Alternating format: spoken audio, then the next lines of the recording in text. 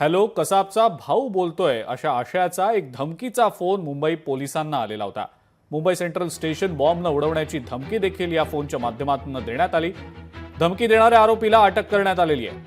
मुलुंडमधनं मद्यधुंद असलेल्या सुरक्षा रक्षकाला अटक करण्यात आलेली आहे. 28 वर्षीय पियुष शुक्ला याला पोलिसांनी बेड्या ठोकल्या. मुंबई पोलिसांच्या कंट्रोल रूममध्ये बुधवारी रात्रीच्या दरम्यान एक निनावी फोन आला आणि फोन करणाऱ्या व्यक्तीनं आपण दहशतवादी अजमल कसाबचा भाऊ बोलत असल्याचं सांगून पोलीस मुख्यालय उडवून देण्याची धमकी दिली. या निनावी फोन नंतर खळबळ उडालेली होती. पोलिसांनी काही तासातच फोन करणाऱ्या या व्यक्तीला शोधून काढलं.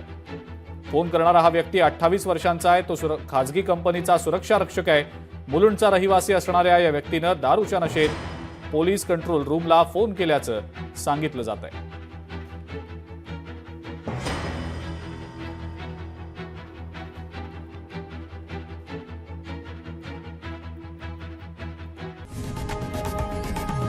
लोकशाही मराठी ऐका, पहा, जागरूक रहा.